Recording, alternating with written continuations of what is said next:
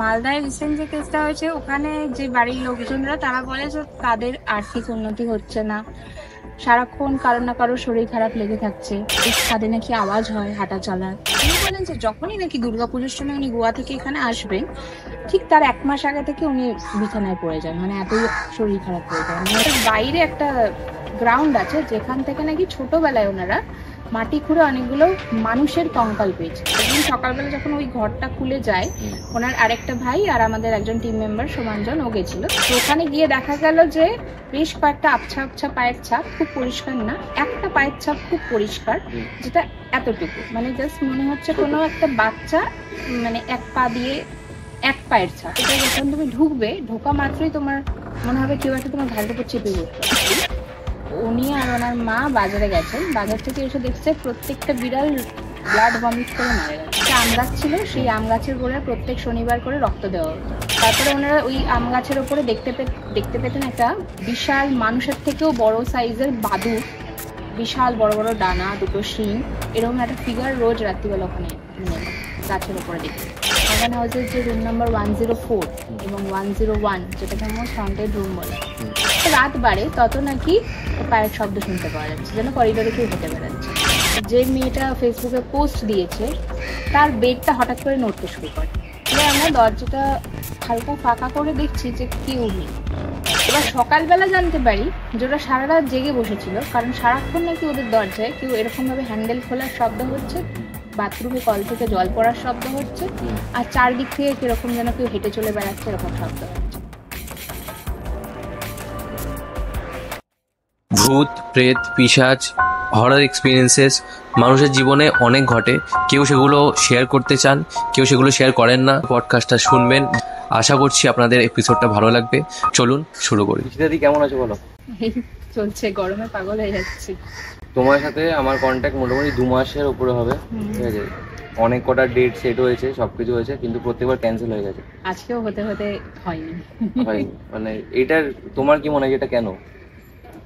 মনে হচ্ছে কিছু গন্ডগোল আছে, কারণ বারবার একই মানুষের সাথে ডেট ফেল হলে কিছু তো প্রবলেম আছে। আগের দিনও রাতে বৃষ্টি হলো, আমি ভাবলাম সকালে কমবে, দেখি সকালেও বৃষ্টি হলো। মানে মনে হয় 7-8 বার ক্যান্সেল হয়েছে এরকম। একবার তোমার টাইম হয়নি, এবার আমার টাইম হয়নি, এরকম।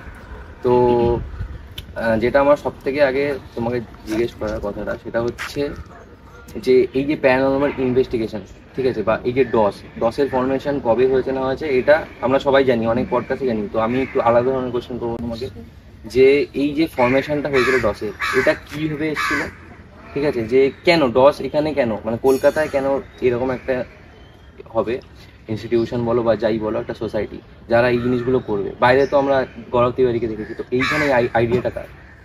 আইডিয়াটা মেনলি হচ্ছে দেবরাজি। আর এখানে মানে ইন্ডিয়াতে বলছো না বেঙ্গলে বলছো?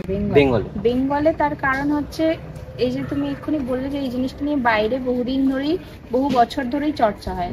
যেরকম আমরা মানে কি বলে ওনার এড লরেনকে দেখেছি, এড লরেনকে দেখেই আমাদের আরো ইন্সপিরেশন বেড়েছে সবারই। আমার মনে হয় গৌরব তিওয়ারি বলো বা যে কেউ প্যারানরমাল ইনভেস্টিগেশনে আজকে গেছে, তো ওনাদেরকে দেখেই, প্লাস আরো অনেক মানে হলিউডে অনেক এরকম শোজ আছে যেগুলো দেখে ইন্সপায়ার্ড হওয়া যায়।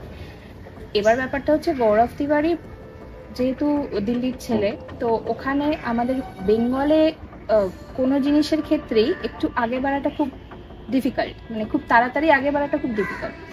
আর দিল্লি বা বম্বেতে যারা থাকে তাদের জন্য এটা খুব একটা সাপোর্ট পায় তারা জিনিসটা নিয়ে কাজে। জানি না, হয়তো এখানকার ম্যানেজমেন্ট সেরকম নয়, কারণ আমরা তো বহুদিন ধরেই এটা নিয়ে চেষ্টা করছি একটা জায়গায় যাওয়ার।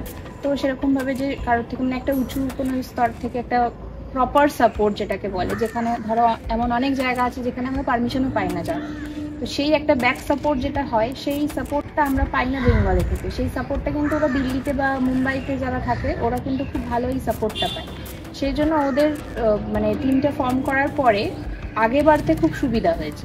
আর যেহেতু ওরা হিন্দি, তো হিন্দি আমাদের রাষ্ট্রীয় ভাষা, তো ওটা সব লোকের কাছে খুব তাড়াতাড়ি, মাসের কাছে তাড়াতাড়ি পৌঁছে, হিন্দির অডিয়েন্স বেশি। তো সেই কারণে এবার আমাদের টিমটা ফাউন্ড হয়েছিল 2010-এ। আমরা আগে গৌরব তিওয়ারির সাথেই কাজ করতাম, গৌরব তিওয়ারির টিমের সাথেই দেবরাজ কাজ করতো। দেবরাজ বেঙ্গলটা সামলাতো, গৌরব তিওয়ারি বাকি ওই দিকটা সামলাতো, আউটসাইড বেঙ্গলটা সামলাতো। এইবার যখন গৌরব তিওয়ারির সাথে কাজ করতে করতে সার্টেন একটা টাইমের পরে দেবরাজের মনে হলো যে তাহলে আমি একই টিম ফর্ম করতে পারি, তো তাহলে বেঙ্গলে আরো বেশি করে কাজ করতে পারবো। এটা কি কোনো ঝামেলার জন্য হয়েছিল?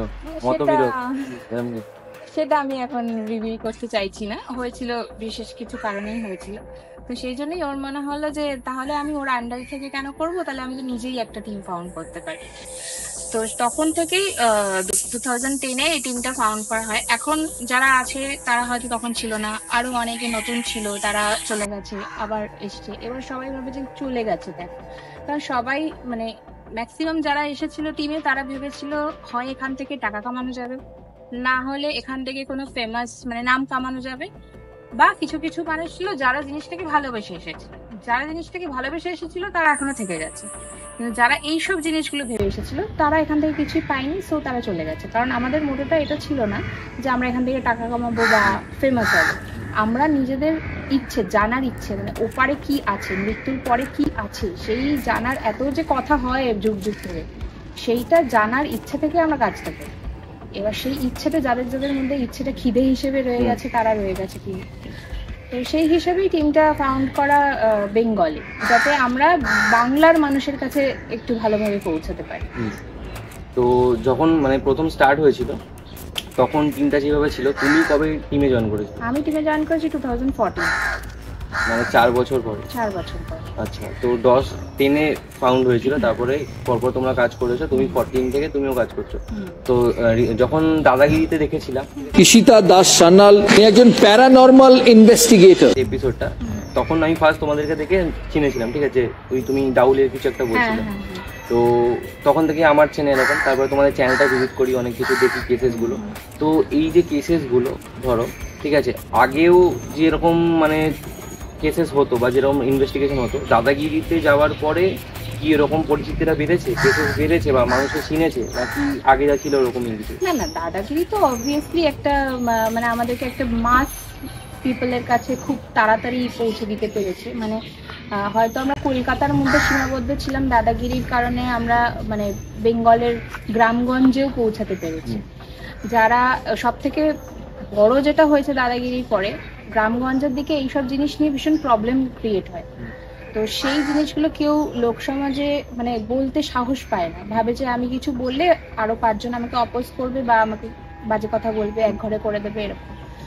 কিন্তু আমাদের এই জিনিসটা দাদাগিরিতে জানার পরে মানে সবাই বলবো না, কিন্তু বেশ কিছু মানুষ গ্রামগঞ্জ থেকেও সাহস করে আজকে আমাদের কাছে ফোন করে, এরকম প্রবলেম হচ্ছে, আপনারা যদি এসে দেখেন। কিন্তু তারা তাদের নামটা প্রকাশ করতে চায় না, যেহেতু সে একটা গ্রামে থাকে এবং প্রবলেম বললাম। হ্যাঁ, কিন্তু সাহস করে যে এই জিনিসটাকে বিশ্বাস করে যে জানার চেষ্টা করছে, সেইটা দাদাগিরির জন্য খুব মানে আমরা উপকৃত হয়েছি। আচ্ছা, এবার ধরো তোমরা ইনভেস্টিগেশনে যাও, ঠিক আছে, আমরা তো মানুষ। এবার তুমি কোনোদিন ভূত দেখেছো? মানে কেউ দাঁড়িয়ে আছে, যেটা সিনেমাতে দেখায় যে পুরো ভূত মানে কি দাঁড়িয়ে আছে, দাঁত বার করা, চোখ দিয়ে, ওরকম ভূত হয় না। ওটা সিনেমা গল্পে মানে এন্টারটেইনমেন্টের জন্য কিছুই করতে হয়, সেটা এখন নর্মালি মানুষ জেনেই গেছে। ওরকম হয় না, কিন্তু যেটা হয় সেটা একটা এনার্জি, যেটা চোখে দেখা যায় না, ফিল করা যায়। আর একটা যেটা হয়, কোনো কোনো জায়গায় এনার্জির পাওয়ার যদি খুব বেশি হয়, তখন সে বাতাস থেকে বিভিন্ন রকম এয়ার পার্টিকেলস নিয়ে একটা ফিগার ফর্ম করার চেষ্টা করে। সেটা প্রপার মানুষের মতন ফিগার হয় না, সেটা একটা ধোঁয়াশা ধোঁয়াশা টাইপের একটা ফর্ম করার চেষ্টা করে। তো সেটা সব ক্ষেত্রে হয় না, ম্যাক্সিমাম ক্ষেত্রে জিনিসটা ফিলিং এর ওপরই থাকে, ওরকম দেখা যাওয়া ব্যাপারটা হয় না। তো এই যে তুমি বললে ফিলিং এর ওপর দেখা যায় না, তো যখন তোমরা ইনভেস্টিগেট করো তোমরা তো মানে ফিল তো হয়তো করো, ঠিক আছে, যারা সাইকিক হয় তারা ফিল করতে পারে। তো কি কি ডিভাইস তোমরা এরকম ইউজ করো, আর সেই ডিভাইসগুলো মানে কোন কোন ডিভাইস কি কি কাজে লাগে? আমাদের মনে হয় যখন কোনো জায়গায় এরকম এনার্জি মানে নর্মাল এনার্জির বাইরেও আরও কিছু এনার্জিস থাকে, সেখানে অনেক রকম এনভায়রনমেন্টাল চেঞ্জেস হয়। যেটা আমি বললাম, ওরা এনভায়রনমেন্ট থেকে নিজেদের শক্তি সঞ্চয় করার একটা চেষ্টা করে। সেরকম সেই জন্য কোথাও যদি খুব পাওয়ারফুল এনার্জি থেকে থাকে, সেখানে ম্যাগনেটিক ফিল্ডে একটা আপ ডাউন হয়। তো সেটা আমরা মানে ইএমএফ ডিটেক্টর দিয়ে চেক করি। তারপর কেউ বলে যে এখানে ঠান্ডা হয়ে যাচ্ছে বা কোনো একটা পার্টিকুলার জায়গায় গরম হয়ে যাচ্ছে, মানে হটস্পট কোল্ড স্পট যেটা হয়, সেটার জন্য আমরা থার্মোমিটার ইউজ করি। তো এইরকম জিনিসটা ভূত ধরার যন্ত্র না, জিনিসটা হচ্ছে এনভায়রনমেন্টাল যে চেঞ্জেসগুলো হচ্ছে সেটা হঠাৎ কেন হচ্ছে, সেটার পিছনে কি কারণ আছে দেখার জন্য যে যে গ্যাজেটগুলো দরকার আমরা সেগুলোই ইউজ করি। আর আরেকটা গ্যাজেট আছে, সেটা মনে হয় ইভিপি। হ্যাঁ, ইভিপিতে হয় কি, আরেকটা আমি বলছি, ইকোবক্স যেটা হয় সেটাতে রেডিও ফ্রিকোয়েন্সিতে কিছু সাউন্ড ক্যাপচার করে সেই মানে 10 সেকেন্ড পর পর ওই ইকোবক্সের মাধ্যমে আমাদের সামনে আসে। এবার সেই আওয়াজটা সবসময় হতে থাকে, কিন্তু কখন আমরা সেটাকে ইন্টেলিজেন্ট ধরতে পারি, যখন আমি তাকে কোনো কোয়েশ্চেন করছি আর সেটার উত্তরটা অ্যাকিউরেট আসছে। ধরো আমি জিজ্ঞাসা করছি যে এখানে আমার সামনে যে বসে আছে সে কি কালারের জামা পরে আছে, তখনই অ্যান্সার হলো ব্ল্যাক, তাহলে সেটা মানে ন্যাচারাল হচ্ছে না। আচ্ছা, 10 সেকেন্ড পর পর এলে ওটা ন্যাচারাল? 10 সেকেন্ড পর পরই আসবে আওয়াজটা। আচ্ছা, মানে সবসময় ওটা অন করলেই আসতে থাকবে। আচ্ছা, ওটা নিজের মতন শব্দ নিয়ে বসাতে থাকে। কিন্তু এবার তুমি যখন তার সাথে কমিউনিকেট করছো যে তোমার যে এখানে আছে তার নাম কি, ধরো একটা নাম এলো, এবার যে বাড়ি থেকে তোমায় দেখেছে তারা হয়তো জানে যে এই লোকটাই এখানে ঘুরে বেড়াচ্ছে তার স্পিরিট, আর ধরো সেই নামটাই এলো, তাহলে ওটা একটা ইন্টেলিজেন্ট সাউন্ড। তখন ওটা ধরে নিতে হবে যে ওটা মানে যে এনার্জি আছে সেই ম্যানিপুলেট করার চেষ্টা করছে এরকম। আর ইভিপি হচ্ছে তোমার লো ফ্রিকোয়েন্সি ভয়েস, যেটাকে ওরা মানে এই ডিভাইসটা ধরতে পারে, যেটা আমরা নিজেদের কানে শুনতে পাই না। অনেক সময় নিঃশ্বাসের শব্দ হলো বা ফিসফিস করে কেউ কিছু কোনো এন্টিটি কিছু আওয়াজ করলো বা বলার চেষ্টা করলো, সেটা আমরা নিজে কানে শুনতে পাই না, সেটা ইভিপির মাধ্যমে কম্পিউটারে ফেলে পরে অ্যাম্প্লিফাই করে ওটা শোনা যায়। তো এইটা হচ্ছে ইভিপির কাজ। তো এই যে ধরো তুমি বললে যে শোনা যায়, সেই যে আওয়াজটা ওটা কি পুরো মানুষের ভয়েসের মতো ক্লিয়ার আসে নাকি? না না না, হেজি আসে, সেটা মানে বোঝা যায়, কিন্তু অত পরিষ্কার যেরকম ভাবে আমি কথা বলছি ওরকম ভাবে মানে বোঝার মতো। হ্যাঁ, সেটা খুব অ্যাম্প্লিফাই করার পরে তবে বুঝতে পারবে, মানে এমনি শুনলে কিছুই বুঝতে পারবে। রিসেন্টলি তোমার ফেসবুক প্রোফাইলে দেখেছি তুমি পোস্ট করেছিলে যে মালদা আমরা আসছি এরকম কিছু একটা কেস, তারপরে দেখলাম যে তোমরা পৌঁছাতে পারোনি আর একটা পোস্ট, তারপরে লাস্ট যেটা দেখেছিলাম সেটা হচ্ছে লাইভ, তুমি লাইভ করছিলে, রূপম দা সেখানে কিছু একটা নিয়ে যাচ্ছিল এরকম, তুমি ভিডিওটা করছিলে। তো মালদায় রিসেন্ট যে কেসটা হয়েছে সেটার ব্যাপারে বলো কিছু। মালদায় রিসেন্ট যে কেসটা হয়েছে, ওখানে যে বাড়ির লোকজনরা তারা বলে যে তাদের আর্থিক উন্নতি হচ্ছে না, সারাক্ষণ কারো না কারো শরীর খারাপ লেগে থাকছে, তারপরে তোমার বাড়ির ছাদে নাকি আওয়াজ হয় হাঁটা চলার। তো এইরকম সমস্ত ঘটনা ঘটতে থাকে। আর আরেকজন যিনি ওই বাড়িরই মেম্বার, সে থাকে হচ্ছে গোয়াতে।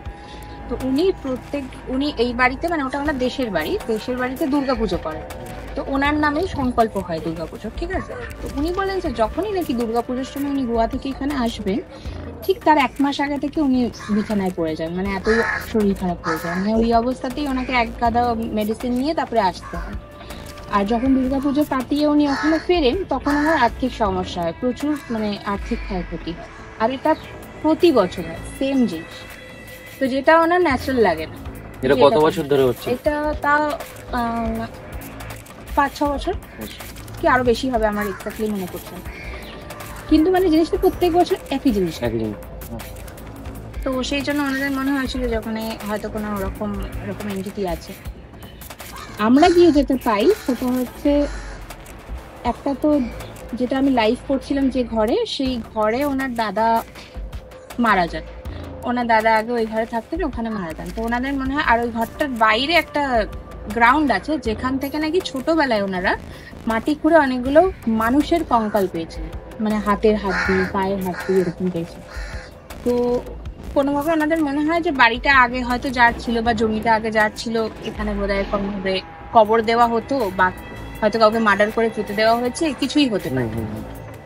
তো সেই সমস্ত ঘটনা উনি বলে যে ওই পার্টিকুলার ঘরের সারাউন্ডিংসটা হচ্ছে। তো ওই জন্য আমরা ওই ঘরটাকে বেছে নিয়েছিলাম করার জন্য। যখন আমরা কল করছিলাম, আমাদের যেটা মনে হলো যে ওখানে যেই এন্টিটি ছিল সে এতটা ইন্টেলিজেন্ট যে সে কিছুভাবেই আমাদের সাথে কানেকশন করার চেষ্টা করছিল না। অথচ যখন আমরা কল করছিলাম তখন ওই যেটা উনি বলেন যে ছাদের উপর দিয়ে হেঁটে যাওয়ার শব্দ, সেটা একবার হয়েছিল। কারোর হেঁটে যাওয়ার শব্দ আমরা শুনতে পেয়েছিলাম, মানে যে আমাদেরকে ডেকেছিলেন উনিও ছিলেন ঘরে, আর তার একজন, মানে তার ভাইয়ের ছেলে বোধহয়, উনি ছিল। তো ভাইয়ের ছেলে ওটা শুনতে পেয়েছিলেন, কিন্তু উনি শুনতে পান না। উনি বলে যে উনি কেউ হেঁটে চলে বেড়াচ্ছে, ওটা শুনতে পান না। যাই হোক, তো এরকম হচ্ছিল। তো আমাদের ইভিপি ইকোওয়াক সেশনে কিছু ধরা পড়ে। তো আমরা কি করলাম, আমরা একটা পাউডার এক্সপেরিমেন্ট, মানে পাউডার ওখানে ছড়িয়ে বললাম যে এই ঘরে যাতে কেউ না ঢোকে সেইটা আপনারা চেক করবেন, দরজাটা যেন লক থাকে, ওটা থাক নিজের মতন। পরের দিন আমরা সকালে গিয়ে চেক করবো ওটার মধ্যে কোনো ডিফরমেশন এসছে কিনা। কারণ যেহেতু আমরা অনেকক্ষণ ইনভেস্টিগেশন করলাম, কিছু আমাদের কাছে ধরা পড়ছে না, তো এটা ছাড়া আমরা আর অপশন দেখতে পাচ্ছি না। তো সেইটা করে আমরা রাত্রিবেলা ছাদের ওপরে আওয়াজ পাই, তো আমরা ছাদের ওপরে গেছি ইনভেস্টিগেট করতে, আর বাড়ির সারাউন্ডিংসটাও ইনভেস্টিগেট করছিলাম। তো যেটা হলো, ওনাদের বাড়ির মানে ভিটের মধ্যেই একটা মন্দির বানানো আছে। সেই মন্দিরে আছে মা কালী আর মা মনসা। এই দুটো ঠাকুরই একসাথে রয়েছে, কিন্তু ওনাদের বাড়িতে প্রপার মন্দির হলে যেরকম ভাবে পুজো করা উচিত সেরকম পুজো হয় না।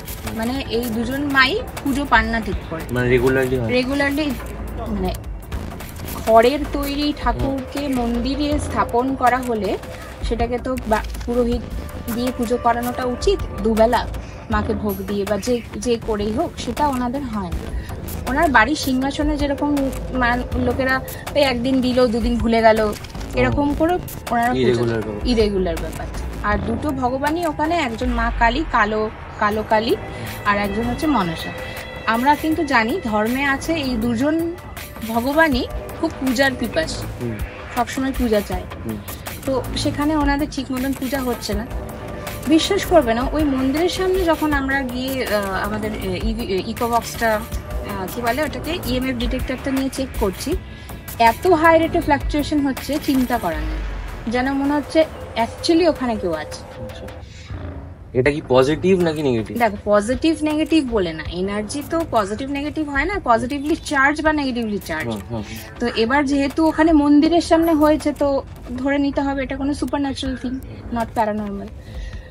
তো সেটা একটা গেল, আমরা তো অবাক হয়ে গেলাম। ওনারাও ভাবতে পারছেন না যে যেখানে ওনারা ভাবছেন সেখানে কিছু হচ্ছে না, অথচ মন্দিরের সামনে যেতে এরকম ঘটনা। একবার আমাদের টিম মেম্বার চেক করে এসেছে, তা আমরা তখন এদিকটাই ছিলাম। আবার দ্বিতীয়বার আমরা গেলাম যে ও ঠিক চেক করেছে কিনা দেখার জন্য, সেম জিনিস দুবার হল। তো আমরা ওনাদেরকে বলছি, দেখুন আমাদের সমস্যাটা কিন্তু মন্দির ঘিরে লাগছে, মানে রাদার দেন এখানে ভূত পিশাচ থেকে। তো কোনোভাবে ওনাদের সেটা মনে হচ্ছে না, ওনারা ভাবছেন যে ভূত ফুতি আছে। তো যাই হোক, আমরা তারপর আবার ছাদের উপরে আওয়াজ হয় রাত্রিবেলা, তখন দুটো কি তিনটে হবে, তখন আমরা রাত্রিবেলা ছাদের উপরে ইকোওয়াক সেশন ট্রাই করছি, যে যদি কেউ থাকে, মানে এতক্ষণ তো ট্রাই করেছি, কেউ ধরাই দিতে চাইছেন। বিশ্বাস করবে না, চারদিক দুটো তিনটে মানে চারদিক নিস্তব্ধ, ওরকম গ্রামের পরিবেশ। তখনই আমরা ইকোওয়াক্সটা স্টার্ট করলাম যে এখানে যদি কোনো সুপার ন্যাচারাল বা প্যারানর্মাল এন্টিটি থেকে থাকে তাহলে আমাদের সাথে কন্ট্যাক্ট করার চেষ্টা করুন। ঠিক সেই মুহূর্তে, মানে ধরো এটা বাড়ি, তার সারাউন্ডিংস দিয়ে চারদিক থেকে শিয়ালের শব্দ পাওয়া গেল। এদিক থেকে একটা শিয়াল ডেকে উঠলো, এদিকে ডাকলো, ওদিকে ডাকলো, মানে পুরো বাড়িটাকে পুরো ঘিরে শিয়াল ডেকে উঠলো। কিছুক্ষণ বাদে আমরা যখন ইকোওয়াক্সটা বন্ধ করলাম, ওটাও বন্ধ হয়ে গেল। ঠিক আছে, তো আর বাকি যে প্যারানর্মাল বা ভূত এরকম টাইপের কিন্তু কোনো রকম আমরা সিগনিফিকেন্স কিছু পাইনি। তো যেটাতে আমাদের ইনভেস্টিগেশন করে যেটা মনে হলো, যে এক তো মন্দিরের সামনে অত ম্যাগনেটিক ফিল্ডের ফ্লাকচুয়েশন, যেটা আনন্যাচারাল। তো মনে হলো কোথাও গিয়ে ওখানে মা পূজা পাচ্ছেন না বলে মাই ওখানে কোনোভাবে ঘুরে বেড়াচ্ছে। আর যেহেতু মা কালীর সাথে থাকেই সবাই জানে, তো সেই জন্য হয়তো তারা চারপাশ থেকে কোন রকম ডিস্টারবেন্স ক্রিয়েট করছে। তা না হলে তুমি বলো না, মা কালীর বাহন শিয়াল। যখনই আমি ইকোবক্সটা ছাদের উপরে গিয়ে ট্রাই করছি, তখনই একসাথে সবকটা শিয়াল ডেকে উঠলো, তারপরেই জাস্ট বন্ধ হয়ে গেল, আর কোনো শব্দ নেই। আর সেম জিনিস ওই মন্দিরের সামনে ওরকম ফ্লাকচুয়েশন, আর কিন্তু কোনো প্রবলেম আমরা পাইনি। তাই ওনাদেরকে আমরা একটাই সাজেশন করলাম যে যদি ওই মন্দিরে ঠিক মতন প্রপারলি যেটা পুজো করা হয়, প্রপার মন্ত্র পড়ে পুরোহিত দিয়ে ভোগ দিয়ে মাকে যদি প্রপারলি পুজো করা হয়, তাহলে আমার মনে হয় এই যে প্রবলেমসগুলো সব মিটিয়ে যাবে। আর একটা কারণ, যে ডেকেছে তার সাথে যে প্রবলেমটা হচ্ছে দুর্গাপুজোর সময়, আমার যেটা মনে হয়, মানে যেটা আমার এই পুরো কেসটা হ্যান্ডেল করে মনে হয়েছে, যে উনি ওখানে দুর্গাপুজো স্থাপন করেছেন, দুর্গাপুজোটা প্রপার যেরকম মানে হয় 10 দিন ধরে, ওরকম প্রপার নিয়ম মেনে দুর্গাপুজোটা হয়, কিন্তু তার সেম বাউন্ডারিতেই মা কালী পুজো পান না। মা মনসা পুজো পায় না, তো সেখানে কোথাও গিয়ে দুটো এনার্জিতে ক্ল্যাশ লাগছে। তো সেখানে হয়তো উনি এইটা করছেন অথচ ওইটার দিকে কোনো ধ্যান দিচ্ছেন না, সেই জন্য সমস্ত এফেক্টটা ওনার উপরে এসে পড়ছে।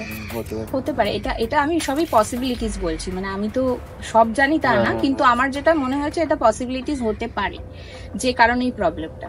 তো উনি যেভাবে দুর্গাপুজোটা করছেন ওইভাবে যদি ওখানে কালী মন্দির বা মনসা মাকেও যদি এইভাবেই পুজো করেন তাহলে আমার মনে হয় এই সমস্ত প্রবলেমস মিটে যাবে। তো এটা তুমি বলে এসছো ওনাদের? হ্যাঁ, আমাদেরকে বলে এসেছি, এবার জানি না ওনারা কি করবেন। এই কেসটার এটাই কনক্লুশন? হ্যাঁ, আচ্ছা। মানে ওখানে বাকি প্যারানর্মাল সিগনিফিকেন্স কিছু পাইনি। ও আরেকটা বলতে ভুলে গেলাম, সিগনিফিকেন্স পাইনি তা না, পরের দিন সকালবেলা যখন ওই ঘরটা খুলে যায়, ওনার আরেকটা ভাই আর আমাদের একজন টিম মেম্বার সোমানজন ও গেছিল। তো আমি বললাম যে তোরা দুজন গিয়ে দেখে ওখানে কোনো রকম কোনো ইনফরমেশন হয়েছে কিনা।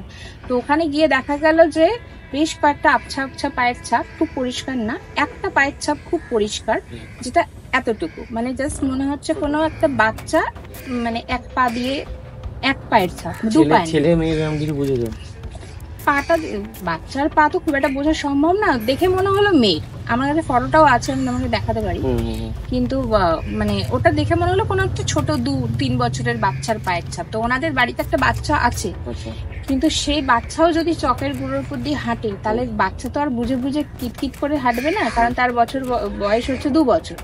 সে গেলে প্রপার নর্মাল যেরকম করে হাঁটে সেইভাবেই যাবে, কিন্তু ওখানে এক পায়ের একটাই পায়ের ছাপ। কিন্তু দরজাটা তো বন্ধ ছিল, তো বাচ্চাটা ঢুকতে পারে না। যদি কেউ মনে করে যে ওই বাড়িতে ওনাদের ভাইরাও যদি মনে করে যে ওখানে হয়তো বাচ্চাটা ঢুকেছিল, কিন্তু বাচ্চাটা যদি ঢুকেও থাকে তাহলে পুরো চকের গুঁড়োতে তার দুটো পায়ের ছাপ পরিষ্কার থাকবে, একটা পায়ের ছাপ থাকবে না। হ্যাঁ, মানে পুরো একদম ইয়ে থাকে, অগোছালো টাইপের থাকবে। হ্যাঁ, কোনো বাচ্চা যেরকম ভাবে হেঁটে যাবে সেটা আর কোনো প্রপার ভাবে ভেবে প্ল্যান করে হাঁটবে না, একদমই তাই।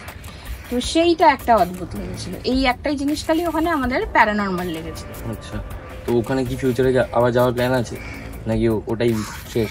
এখন দেখো, আমরা তো ভুলও হতে পারি, সবসময় যে ঠিক হবো তার তো কোনো ইয়ে নেই। এখন যদি ওনাদের যেটা কনক্লুশন দিয়েছি সেইটা ওনারা করার পরে প্রবলেমস মিটে যায়, আর যদি কিছু না হয় তাহলে ধরে নিতে হবে যে ওটাই প্রবলেম ছিল। এত বছরে অনেক কটা কেস দেখেছো বা গেছো, ইনভেস্টিগেট করেছো, কোন কেসটা এরকম মনে হয়েছে যে আর এই কেসে যাবোই না, বা খুব হরিফাইড, মানে নিজেরাই ভয় পেয়েছো যে না এখানে আর যাবো? ডায়মন্ড হারবারের একটা বাড়ির যেটা কেস, সেখানে আমরা 2016-এ মনে হয় গেছিলাম একবার, আর রিসেন্টলি 2023-তে মনে হয় গেছিলাম। তো এই দুবারই গেছি, মানে বাড়িটা এমন 16 পরে 23, হ্যাঁ 16 বা 17, আমার এক্স্যাক্টলি সালটা মনে পড়ছে না। যেটা আমাদের ইউটিউবে ভিডিও আছে ডিমনিক, সেটা ডিমনিক পার্ট 2 আমাদের আনার কথা।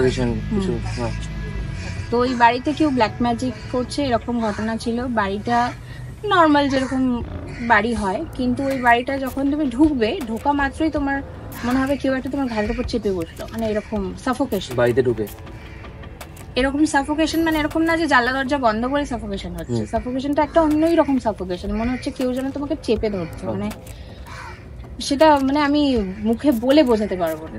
এটা কি সবার ফিল হচ্ছে নাকি? না না, সবার, মানে এটা বন্ধ পরিবেশ। হ্যাঁ, মানে নিঃশ্বাস নিতে অসুবিধা হচ্ছে, কিরকম একটা মানে ডিজিনেস লাগছে, মনে হচ্ছে কেউ শরীর থেকে সমস্ত এনার্জিটা কেউ ড্রেন আউট করে নিচ্ছে। এই যে এখন যে বসে আছি, ঘাম হচ্ছে, এখন কিন্তু সেই ফিলিংটা হচ্ছে না। তখন মনে হচ্ছে যে কেউ যেন এরকম চুষে নিয়ে নিচ্ছে শরীর থেকে কিছু, এইরকম একটা ফিলিং হচ্ছে আর প্রত্যেকে। তো সেই বাড়িটার কেসটাতে যাওয়ার পর থেকে দ্বিতীয়বার আমাদের আর যাওয়ার কোনো ইচ্ছে ছিল না, কিন্তু যে মেয়েটা আমাদেরকে ডেকেছিল, তো সে আবার রিসেন্টলি আমাদের ফোন করে, বলে যে ওই বাড়িটায় ওরা থাকতেই পারছে না, কারণ ওই প্রবলেমসগুলো আরো বেড়ে গেছে, যার জন্য ওরা বাড়ি ছেড়ে পাশে একটা বাড়ি ভাড়া নিয়ে আছে। মানে ওই বাড়িতে থাকাকালীন ওনার বাবার সাথে ওনার সম্পর্ক বিচ্ছেদ হয়ে যায়, তারপরে আরো অনেকগুলো মানে ওনাদের চাকরি চলে যায়, এরকম বিভিন্ন রকম সমস্যা হতে থাকে। রিসেন্টলি যে কারণে ওরা বাড়িটা ছাড়তে বাধ্য হয়েছে, ওনারা বিড়াল পুষতেন, ঠিক আছে, একসাথে ওনার বাড়িতে প্রায় 10-12টা বিড়াল ছিল। তো একদিন রিসেন্টলি উনি আর ওনার মা বাজারে গেছেন, বাজার থেকে এসে দেখছে প্রত্যেকটা বিড়াল ব্লাড ভমিট করে মারা গেছে, প্রত্যেকটা একসাথে। তো আমরা তখন জিজ্ঞাসা করেছিলাম এটা কোনো মানে ফুড পয়জনিং এর কেসও তো হতে পারে। তো ওনারা বললেন যে ওনারা টেস্ট করিয়েছেন, বডিতে কোনো রকম পয়জন পাওয়া যায়নি। আচ্ছা, তো এটা একসাথে কিভাবে হতে পারে এইভাবে? মানে যে ডিমান্ডটা ওই বাড়িতে আছে সেই ডিমান্ডটা এমন ভাবে মানে দিন দিন তার শক্তি এতটাই বেড়ে যাচ্ছে যে আগে অল্প অল্প প্রবলেমস হচ্ছিল, এখন প্রায় জিনিসটা মৃত্যুর দিকে চলে গেছে। ডেমনিক পজিশন তো মানে নিজে নিজে হয় না, এটা তো হ্যাঁ, ওই যে একজন করাচ্ছে, যে করাচ্ছে সে যখন বেঁচে ছিলেন তখন থেকেই করাচ্ছে, সে এখন মারা গেছে।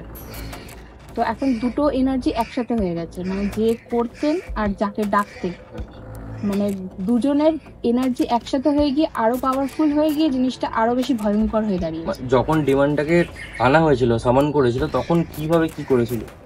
ওদের বাড়ি, হ্যাঁ ওদের বাড়ির সামনে একটা আম গাছ ছিল, সেই আম গাছের গোড়ায় প্রত্যেক শনিবার করে রক্ত দেওয়া হতো। রক্ত দেওয়া হতো? তো ওনাদের যখন ওনারা জিজ্ঞাসা করেন যে আপনি রক্ত দিচ্ছেন কেন গাছে, তো উনি বলতেন যে গাছে নাকি পুষ্টি হয় রক্ত। কিন্তু আমরা খোঁজ নিয়ে দেখেছি এরকম কথা শুনিনি যে গাছের গোড়ায় রক্ত দিলে গাছের পুষ্টি হয়। তো আমরা জানি যে ব্লাড অফারিং তখনই করা হয় যখন আমরা কাউকে সামান করি, কোন রকম এরকম ডেমনিক এন্টিটি। তো তারপরে ওনারা ওই আম গাছের ওপরে দেখতে পেতেন একটা বিশাল মানুষের থেকেও বড় সাইজের বাদুড়, বিশাল বড় বড় ডানা, দুটো শিং, এরকম একটা ফিগার রোজ রাত্রিবেলা ওখানে গাছের ওপরে দেখতে। তো এরকম বিভিন্ন রকম ঘটনা, মানে অনেক ইলাবোরেট করতে হবে, সেজন্য আমি এতটা বলতে পারছি না। আমাদের ডিমনিকটা দেখলে তোমরা জানতে পারবে। আর সেই বাড়ির থেকে আসার পরে আমাদের একজন টিম মেম্বারের ওপরে জিনিসটা এত এফেক্টেড হয়েছে, তার একটা ডগ ছিল, সেটা মারা গেছে, মানে ওকেই প্রোটেক্ট করতে গিয়ে সে মারা গেছে, হার্ট অ্যাটাক করে মারা গেছে। তার মারা যাওয়ার কোনো কারণই ছিল না। তারপরে ওর দুটো বাচ্চা মিসক্যারেজ হয়েছে, মানে বউয়ের দুটো মিসক্যারেজ হয়েছে। ওর মাথায় এমন যন্ত্রণা, যে যন্ত্রণা মানে পেন কিলার খেয়ে খালি কমছে, আর কিছুতেই কমছে না। সেটার হাজারো মেডিকেল টেস্ট করানো হয়েছে কলকাতার বাইরে, কোনো ডক্টর কোনো উত্তর দিতে পারছে না। সবাই এখনো অব্দি সবাই বলছে যে কিছু তো হয়নি, মানে বডিতে কোনো প্রবলেম নেই, কেন হচ্ছে জানি না, মানে মেডিকেল সায়েন্সের কাছে উত্তর নেই, অথচ ওকে পেন কিলার খেয়ে থাকতে। আচ্ছা, এটা কি 16 পর থেকে নাকি 23 পর? না, 16 পর থেকে। সেই জন্য এই 23 কেসটাতে ওকে নিয়েই যায়নি। আর এখনো আমাদের যত ইনভেস্টিগেশন দেখবে, আমি অনিন্দমের কথা বলছি, অনিন্দমকে আমরা এখনো নিই না, কারণ ওর সেই প্রবলেম থেকেও এখনো উঠতে পারেনি। তো সেই জন্য আর নতুন করে কিছু না ওর ওপর প্রবলেম হোক, সেই জন্য ওকে আর আমরা এখন নিয়ে যাই। তো তোমরা কিছু মানে ট্রাই করোনি যে কি হয়েছে দেখো? না, আমরা ট্রাই করছি তো, ওই বাড়িতে যে ডিমান্ডটা আছে ওটাকে কোনোভাবে আমরা সরানোর চেষ্টা করছি, সরাতে পারবো কিনা জানি না, কিন্তু একটা ওখানে আরেক রকম রিচুয়ালস করে আমরা চেষ্টা করছি করার জিনিসটা। তো সেটা কতদূর কি করতে পারবো জানি না, কারণ এই যে প্রসিডিওর, এই যে ঘটনাগুলো যে ঘটার কালীন, ওই ঘটনার সাথে জড়িত এমন বেশ কিছু মানুষের প্রাণহানি হয়েছে। আচ্ছা, এর মধ্যেই যেমন আমি একটা ছোট্ট উদাহরণ দিচ্ছি, এই যে এইবার যখন আমাদের ওদের বাড়িতে যাওয়ার কথা, তখন আমরা বলেছিলাম আমাদের টিমে একজন আছে যে কিছু রিচুয়ালস পারে, যে যাতে ওই ডিমান্ডটাকে কোনোভাবে গ্র্যাব করতে পারে একটা কিছুর মধ্যে, তো তাকে নিয়ে যাওয়ার কথা। তো যেদিন যাওয়ার কথা পুরোপুরি ফাইনাল হলো, যাব, সেই দিন সকালবেলা ও ফোন করে বললো যে আমি তো যেতে পারবো না, আমার পিসমশাই মারা গেছে। মানে এটা একটা বাধা, ঠিক আছে। এবার ঠিক আছে, নেক্সট আরেকটা ডেট ফিক্স হলো, সেই ডেটে আমাদের যাওয়ার কথা যখন, সেই দিন তার আগের দিন সন্ধ্যেবেলা আমার মামার হার্ট অ্যাটাক হয়, ব্রেন স্ট্রোক হয়, সে মারা যায়।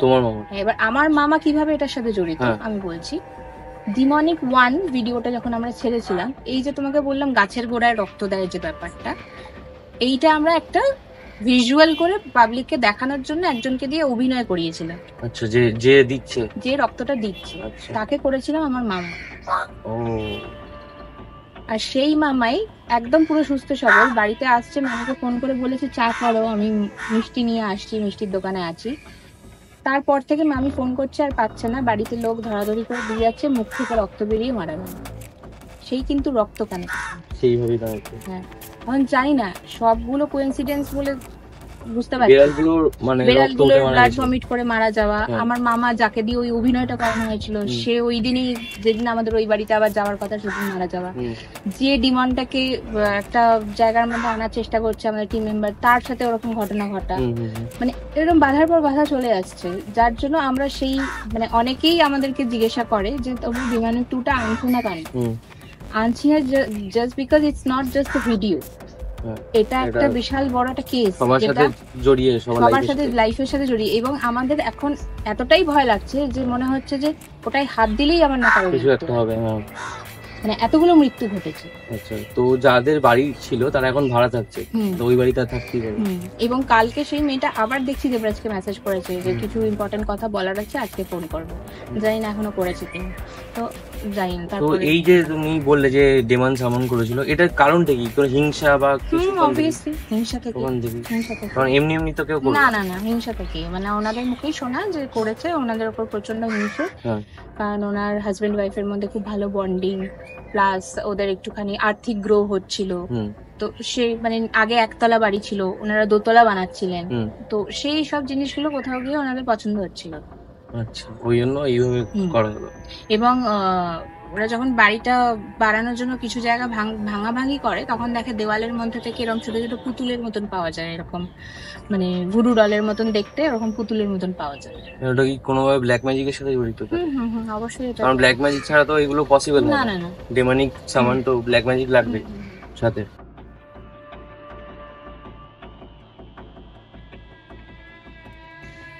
কেস তো অনেকগুলো বলছি যেগুলো আমাদের জানা, আরো কিছু কেসেস এখন, যেহেতু আমি একটা আমার আলাদা চ্যানেল খুলেছি ডিটেলস, যেখানে মানুষের সাথে ঘটনাগুলো আমি যেখানে শুনি, তো সেখানে এমন একজনের বাড়িতে আমি কয়েকদিন আগে এসেছিলাম। মর্গান হাউস সম্পর্কে তো সবাই জানে। তো সেই বাড়ির যে মেয়ে, সেই মেয়ে একটা ফেসবুকে পোস্ট করে, যেটা খুব ভাইরাল হয়ে যায়। তো মর্গান হাউসে তারা থেকেছে এবং সেখানে অনেক উইয়ার্ড জিনিস ফিল করেছে। ওই বাড়িতে যে থাকে ওই বাড়ির মেয়ে? হ্যাঁ। আচ্ছা, মানে মর্গান হাউসের না, ওরা মর্গান হাউসে ঘুরতে গেছিল, ঠিক আছে, ফ্যামিলি নিয়ে ঘুরতে গেছিল, এবং ওদের সাথে এত উইয়ার্ড কিছু ঘটে যে ওটা উনি ফেসবুকে একটা পোস্ট বড় করে ফটো দিয়ে আপলোড করেছিলেন, আর ওই পোস্টটা খুব ভাইরাল হয়ে যায়। তো সেই জন্য ওনাদের থেকে প্রপারলি কি ঘটেছিল জানার জন্য আমি আসি। সেখান থেকে যেটা জানতে পারি, মর্গান হাউসের যে রুম নাম্বার 104 এবং 101, যেটাকে মোট হন্টেড রুম বলা, তো সেই 104-এ যখন ওনারা ফার্স্ট ঢোকার পরেই একটা আলমারি আছে, কাঠের আলমারি। সেই আলমারিটা নাকি খুব জোরে, মানে কেউ যেন মনে হচ্ছে ভেতর থেকে খুব জোরে ধাক্কা মারছে, এরকম হচ্ছে। ভেতর থেকে ধাক্কা মারছে? হ্যাঁ, মানে মনে হচ্ছে কেউ একটা আটকে আছে, খোলার চেষ্টা করছে, আলমারিটা এরকম ঝাঁকছে। কিন্তু তখন ভূমিকম্প না, কিছু না, আর আলমারিটা ছিল দেওয়াল আলমারি। ওনারা কোন রুমে ছিল? দুটো রুমই নিয়েছিল, 101, 104। যেই দুটো হন্টেড ওই দুটোই নিয়েছে? হ্যাঁ। এটার কারণ? ওনারা এটা নিয়ে থার্ড টাইম বলে মর্গান হাউস যায়। ওনারা বারবারই চেষ্টা করেছিলেন যে ওই দুটো রুম পাওয়া যায়, মানে এক্সপ্লোরের জন্য, কিন্তু কোনোবার বোধহয় পায়নি। এইবারই ওনারা পেয়েছে। তো এবার এই 104-এ এরকম ঘটনা ঘটার পরে ওনারা ভয়, আর কেউ 104-এ থাকে না, 101-এ শিফট করে যায় সব, মানে ফ্যামিলির যত মেম্বার ছিল। খালি একজনকে, মানে একজন ওনাদের দাদা না কেউ ছিল, তাকে ওই ঘরে থাকতে হয় বাধ্যতামূলক। বাকি মেয়েরা সব 101-এ শিফট করে যায়। এবার যত রাত বাড়ে তত নাকি পায়ের শব্দ শুনতে পাওয়া যাচ্ছে, যেন করিডোরে কেউ হেঁটে বেড়াচ্ছে। ঠিক আছে, আচ্ছা হলো। ওনার যে মেয়েটা ফেসবুকে পোস্ট দিয়েছে, তার বেডটা হঠাৎ করে নড়তে শুরু করে, মানে তাকে একটা আলাদা কাউচ দেওয়া হয়েছে, যেহেতু সবাই এক রুমে যাওয়ার পরে তারপরে আচ্ছা এটা হচ্ছে। এবার ওই মেয়েটার আরেকজন বোনও ছিলেন, মানে মাসির মেয়ে, সে হুইল চেয়ারে ছিলেন। তো হুইল চেয়ারটা রাখা ছিল আলমারিটার সামনে, ওই ঘরেও একটা আলমারি আছে ওটার সামনে, আর ওনারা বেডে ছিল। হঠাৎ করে দেখছে হুইল চেয়ারটা নিজে নিজে সরতে শুরু করেছে, মানে মাঝরাতে নিজে ধরো এরকম রাখা আছে, নিজে সরছে। আচ্ছা, তারপরে আওয়াজ তো চারদিক থেকে বিভিন্ন রকম সাউন্ড আসছে, মানে ওনারা জাস্ট মনে হচ্ছে যে ভীষণ ইরিটেটিং লাগছে, ভালো লাগছে না, থাকতে পারছে না। তার মধ্যে নাকি কারেন্ট অফ হয়ে গেছে। তো মানে একটা প্রচন্ড রকম একটা ভৌতিক এক্সপিরিয়েন্স। যাই হোক, এবার আমি এই ঘটনাটা কেন বলছি, মর্গান হাউসে আমরাও গেছিলাম, আমি আর দেবরাজ আমার ফ্যামিলি নিয়ে গেছিলাম। এবার আমি ওনাদের ঘটনাটা শুনে তাড়াতাড়ি আসি, কারণ ওনারা যে জিনিসগুলো লিখেছিলেন তার মধ্যে মানে 50% জিনিস আমাদের সাথে ঘটেছিল। এই যে 104 রুমটাতে আমি আর দেবরাজ, মানে আমাদের ফ্যামিলি নিয়ে ছিলাম, ঠিক আছে। এবার আমরাও যখন ওই রুমটায় ঢুকি, তখন একটা মানে একটা কেমন গা ছমছমে ভাব ফিল হয়েছিল। তার সাথে একটা টেরিসও আছে, টেরিসটা খুব অন্ধকার থাকে, আমরা সন্ধ্যেবেলা গেছিলাম। তো ওই টেরিসটাও গেলে, যেহেতু একটা হেরিটেজ বিল্ডিং, পুরানো বাড়ি, তো এমনি একটা গা ছমছমে ফিলিং হয়, কিন্তু আমাদের ভয় লাগে, ভয় আমরা পাইনি, ঠিক আছে।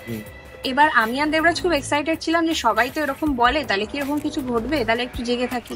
তো ও বলছে দূর কিছু ঘটবে না, ঘুমিয়ে পড়, বলে ও ঘুমিয়ে পড়েছে। কিন্তু আমার ঠিক মতন ঘুম আসছে না, মানে আমি ভাবছি যে যদি কিছু হয়, কারণ এত মর্গান হাউস নিয়ে প্রচুর লোকে প্রচুর কথা বলেছে। তো এই ভাবতে ভাবতে যখন আমার চোখটা একটু হালকা লেগে আসে, তখন আমি পায়ের শব্দ শুনতে পেতে শুরু করি ওই করিডোরে। হ্যাঁ, মাঝরাতে।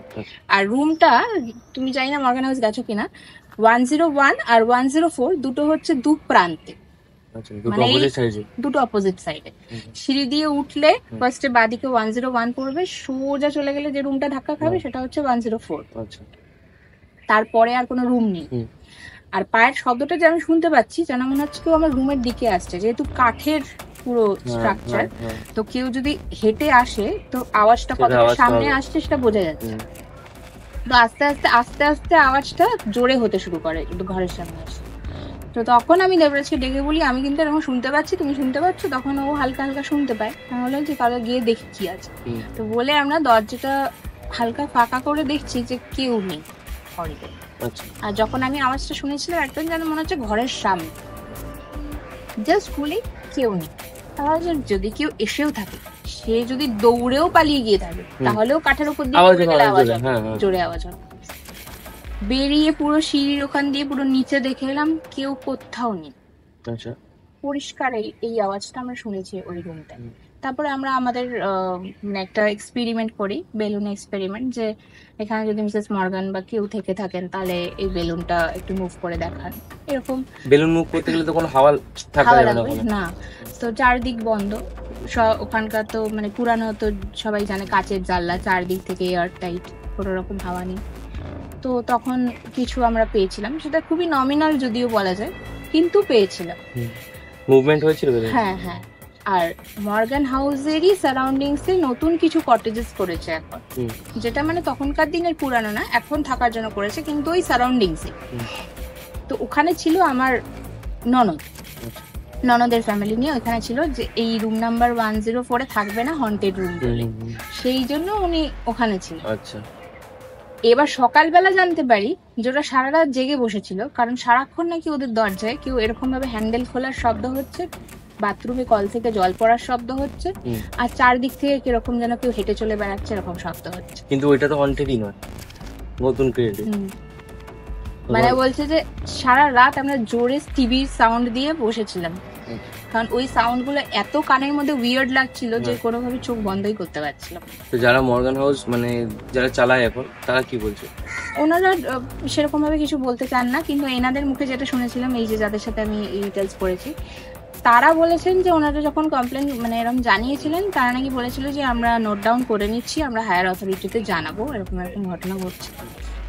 আমরা যখন জিনিসটা পেয়েছিলাম, জিজ্ঞেস করেছিলাম, তখন কিন্তু কেউ কিছু মানতে চায়নি, কিছু বলেনি, বলেছিল না ওরকম এরকম কথা এরকম বলে, কিছুই নেই এখানে।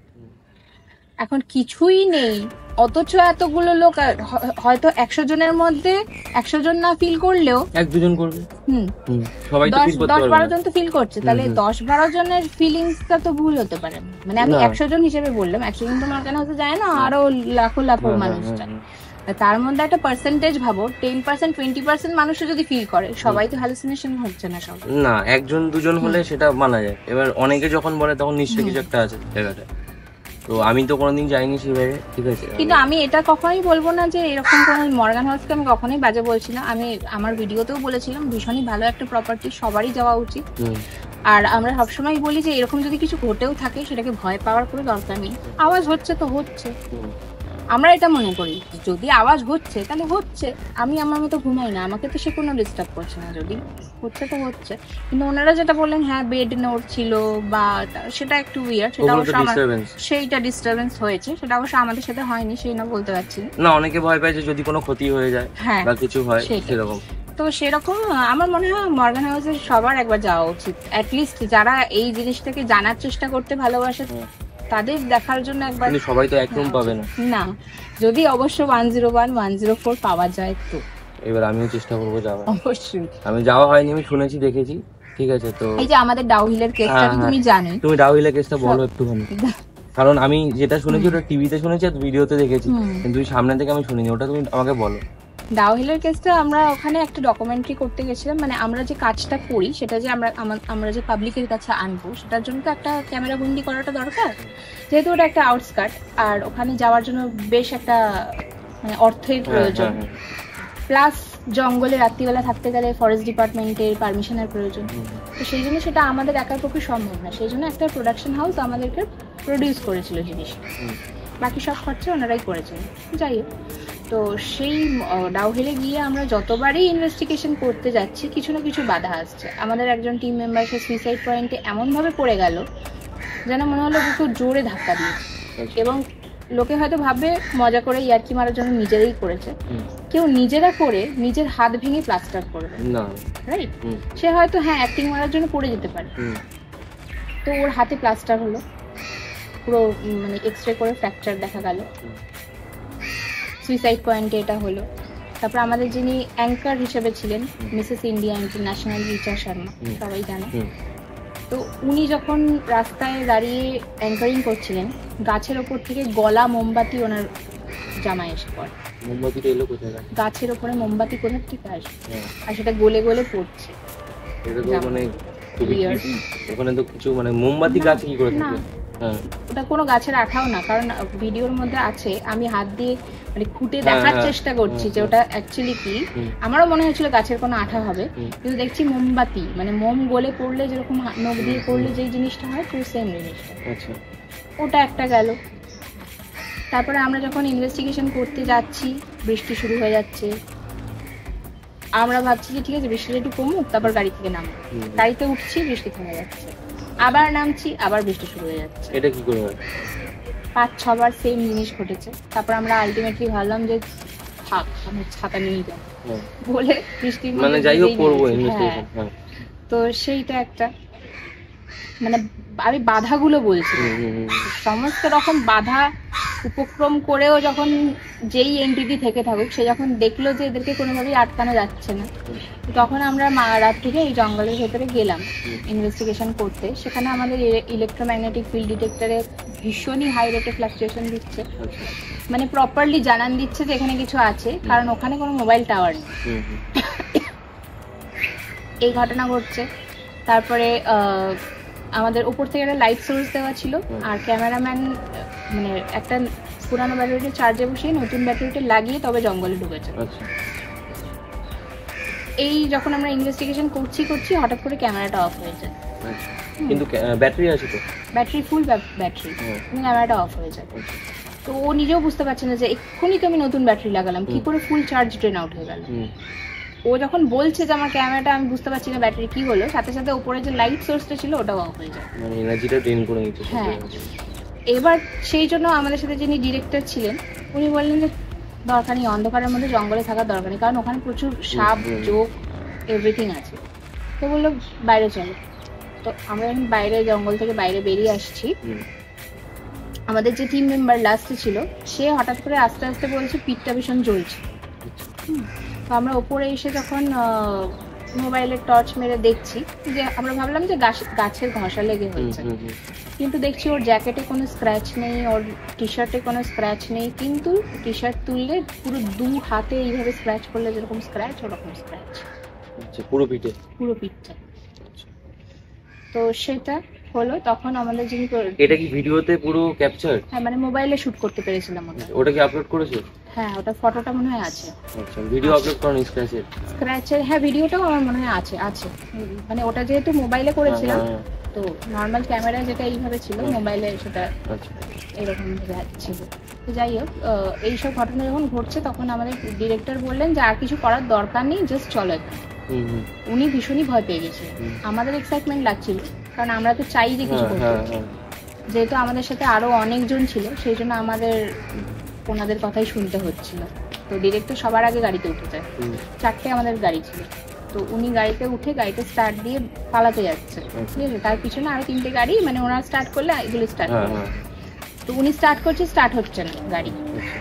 তারপরে আমাদের ড্রাইভার স্টার্ট করছে, স্টার্ট হচ্ছে না। পাশের 2টো গাড়ি স্টার্ট করছে, 4টে গাড়ি একসাথে স্টার্ট হচ্ছে না। তো তখন সবার খুব বাজে অবস্থা, মানে লিটারেলি ভয় পেয়ে গেছে সবাই। তখন অনেক রাত আর ওরকম জঙ্গল, এরকম ঘটনা ঘটছে সবার সাথে। তো তারপরে যাই হোক ভগবানের নাম নিয়ে কোনোভাবে গাড়িগুলো স্টার্ট হয়েছে, তারপর ওখান থেকে সব পালিয়েছে। আচ্ছা, ডাউহিলে একবারই গেছিলে তোমরা? হ্যাঁ, আর ডাউহিলের কথাটা এই জন্য বললাম, এই যে তুমি বললে না মর্গান হাউসে আমাকে যেতে হবে ফিল করতে, তো এই যে ডাউহিলের থেকে আমরা এই এক্সপিরিয়েন্সটা করে আসার পরে ওখানে ট্যুরিজম প্রচুর পরিমাণে বেড়ে গেছে। সবাই এক্সপিরিয়েন্স করতে চাইছে না? ওখানে যেরকম ট্যুরিজম বেড়েছে, ওখানকার মানুষদের মানে ছোট ছোট দোকান করেছে, অনেক জীবিকা বেড়ে গেছে। তো সেই এই পজিটিভ দিকগুলোকে ধরতে হবে, নেগেটিভ না। আমাদের সাথে কি হয়েছে সেটাকে নয় পাশে রাখলাম, আমরা গিয়ে মাঝরাতে গিয়ে ডিস্টার্ব করতে গেছি। তোমরা ফিল করতে গেলে মাঝরাতে তোমরা যাবে না, নর্মাল টাইমে যাবে, যেতে দেবেও না, পারমিশন দেবেও না। তো সেইটা একটা পজিটিভ দিকটা দেখার, যে এই জায়গাটা এক্সপ্লোর করতে চাইছে লোকে, এখন লোকেদের মনে সেই সাহসটা এসছে যে ওরা কি পেয়েছে দেখি আমরা পাই কিনা। এই যে সাহসটা, মানে আমাদের টিমের মূল বক্তব্যই হচ্ছে রাইজ অ্যাবভ ফিয়ার। তো এখন অনেকেই এই ভয়টা কাটিয়ে যাওয়ার চেষ্টা করছে। তুমি যেরকম এক্ষুনি বললে আমি মর্গান হাউসে তাহলে যাওয়ার চেষ্টা করবো, তো এইটাকেই বলে রাইজ অ্যাবভ ফিয়ার। ভয়টাকে তুমি না পেয়ে না বাবা আর ওখানে যাবো না, এই ব্যাপারটা না, যাবো দেখবো কি হবে। সবাই যে কিছু পাবে তো এটাই, তো সেটাই আমি বলছি। আচ্ছা, ঐশিতাদি, তোমার সাথে মোটামুটি আমরা কিছু আলোচনা করলাম, 3-4টে ঘটনাও আমরা শুনলাম, অনেক ভালো লাগলো। অনেক দিন পরে, মানে 2 মাস তো হবেই, আমি যদি অ্যাপ্রক্স বলি, অনেক চেষ্টা করে কিন্তু আমরা এত পডকাস্ট করেছি আমি, ঠিক আছে, কিন্তু তোমার সাথে যখনই আমি করতে গেছি কোনোভাবে ক্যান্সেল হয়ে গেছে। সেটা আজকে পসিবল হয়েছে, ঠিক আছে, তুমি বললে যে না আজকে করবো, তো এসছি। তো সেটা এখন শেষের দিকে, ঠিক আছে। আমার খুব ভালো লাগলো যে তুমি এতটা টাইম দিয়েছো। না আমারও খুব ভালো লেগেছে। আমি অনেকদিন ধরেই আমার নিজেরও খারাপ লাগছিল যে বারবার ডেট ফেল করতে, আমার একদমই ভালো লাগছিল না। কিন্তু এটা কোনোদিন হয়নি আমার সাথে, অনেক মানে হরার এক্সপিরিয়েন্স হয়েছে এই পডকাস্ট চ্যানেল খোলার পর, কিন্তু এই বাধাটা হবে এটা আমি বুঝিনি, কিন্তু তাও হয়ে গেছে। এটাই ভালো যে আমরা কমপ্লিট করতে পেরেছি। আশা করছি যে এরপরে তোমাকে অন্য কোথাও পাবো, আমার ওইখানেও তোমাকে যদি নিয়ে যেতে পারি বা তুমি যে আসো খুব ভালো হবে। তো এর পরের এপিসোডে আমরা অন্য কিছু নিয়ে হয়তো আলোচনা করবো, হয়তো এর মাঝখানে আরো অনেক কিছু কেসেস হবে, তো আজকের পডকাস্ট এখানেই শেষ হচ্ছে। যাদের এই পডকাস্টটা ভালো লেগেছে বা যাদের এই পডকাস্টটা মনে হয়েছে যে না আমরা কিছু জানতে পেরেছি বা কিছু শিখতে পেরেছি, বা এই এন্টিটি গুলো যেগুলো আমরা এতগুলো কেসে ডিসকাস করলাম সেগুলোর ব্যাপারে জেনে আপনাদের যদি ভালো লেগে থাকে বা ভয়ও লেগে থাকে যদি রাতে শুনছেন, তাহলে কিন্তু লাইক করতে ভুলবেন না, আর শেয়ার করবেন। যারা এরকম ঘটনা শুনতে ভালোবাসে সবার সাথে শেয়ার করে দেবেন, আর চ্যানেলটাকে সাবস্ক্রাইব করবেন। আমি সবসময় বলে থাকি যে যদি কোনোদিনও মনে হয় যে আমার চ্যানেলের থ্রু দিয়ে কোনোদিন আপনার কোনো হেল্প হয়েছে, ভালো হয়েছে, ঠিক আছে, আপনি কিছু জানতে পেরেছেন, তবেই সাবস্ক্রাইব করবেন, তাছাড়া সাবস্ক্রাইব করতে হবে না, ঠিক আছে। তো দেখা হবে অন্য একটা পডকাস্টে অন্য গেস্টের সাথে, ততক্ষণ সবাই ভালো থাকবেন।